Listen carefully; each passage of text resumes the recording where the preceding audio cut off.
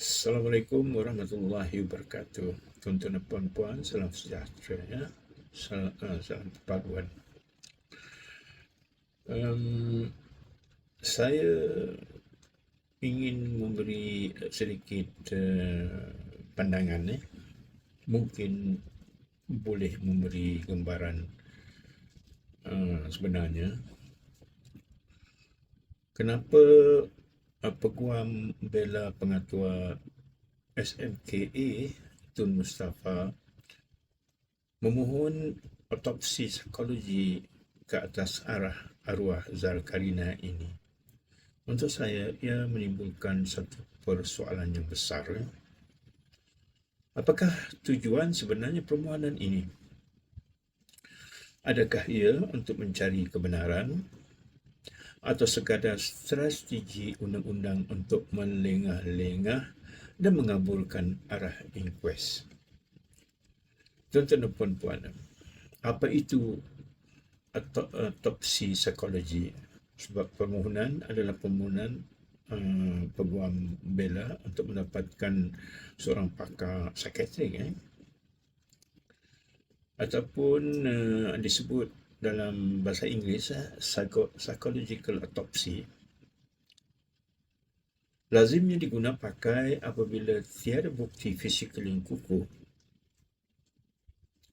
bantu menentukan sama ada kematian berpunca daripada tekanan luar atau fakta dalaman seperti kemurungan. Namun, saya fikir dalam kes ini, bukti keterangan saksi pelajar sendiri sudah banyak bercanggah di banyak tempat.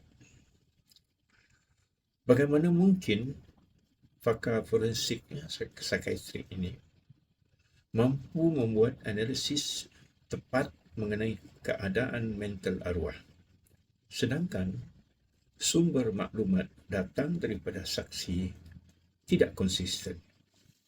Ya, lebih membimbangkan, diary yang dijadikan asas permohonan otopsi psikologi itu tidak bertarikh, tidak lengkap dan sukar dipastikan konteks sebenarnya penulisannya. Banyak soalan masih belum terjawab. Adakah diary itu benar-benar menggambarkan tekanan semasa di sekolah? Atau catatan umum yang tulis tanpa kaitan langsung dengan kejadian kematian? Tanpa tarikh, tanpa konteks, diary itu tidak boleh dijadikan sandaran kukuh bagi menilaikan keadaan mental seseorang. Apatah lagi untuk dijadikan bahan bukti mahkamah. Sekiranya hakim membenarkan permohonan otopsi psikologi ini ataupun pakar psikiatrik, ditambah lagi dalam kes ini membuka ruang besar kepada kekeliruan. Bagaimana satu laporan pasca kematian yang bergantung kepada andaian dan tafsiran boleh mengatasi bukti fizikal keterangan saksi yang sudah direkodkan? Saya pun tak faham.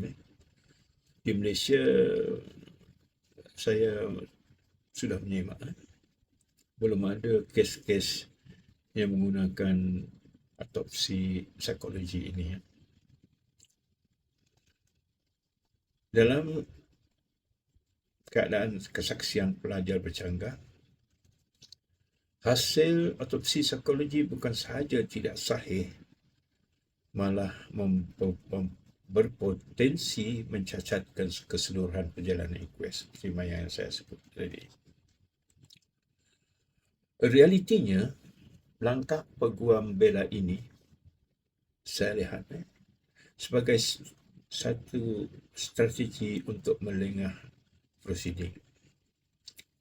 Apabila isu baru seperti keadaan mental arwah dibangkit, fokus utama terhadap tanggungjawab pihak sekolah dan unsur kecuaian akan teralih.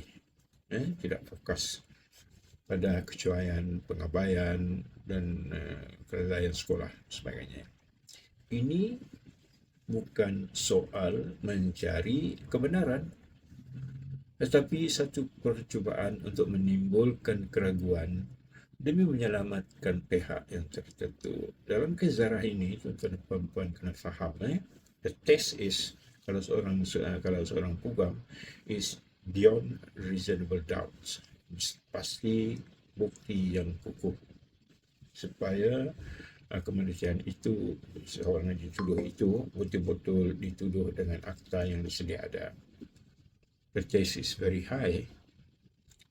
Inkuis ini sepatutnya kekal fokus kepada punca sebenar kematian Zarah Karina. Adakah ia boleh dielakkan? Adakah pihak sekolah gagal melaksanakan tanggungjawab mereka menjaga keselamatan pelajar?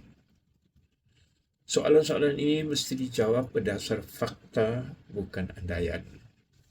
Ya, tuan-tuan dan puan-puan. Soalan-soalan ini mesti dijawab berdasarkan fakta. Kita tidak boleh membiarkan laporan autopsi psikologi tanpa asas kukuh dijadikan alat untuk memutarbelitkan arah keadilan. Keadilan untuk Zarah bukan sekadar mencari siapa bersalah, tetapi memastikan tiada lagi nyawa pelajar terkorban akibat kecuaian, pengabaian, terutamanya pihak pentadbir sekolah. Saya berpendapat, ini pendapat pribadi saya, terpulang kepada hakim untuk menerima dan tidak menerima, sebab tes psikologi, autopsi psikologi itu pun tidak mutlak. Tuan-tuan, jika ada komen, pandangan, share like, dan jumpa lagi di ruang masa yang baru.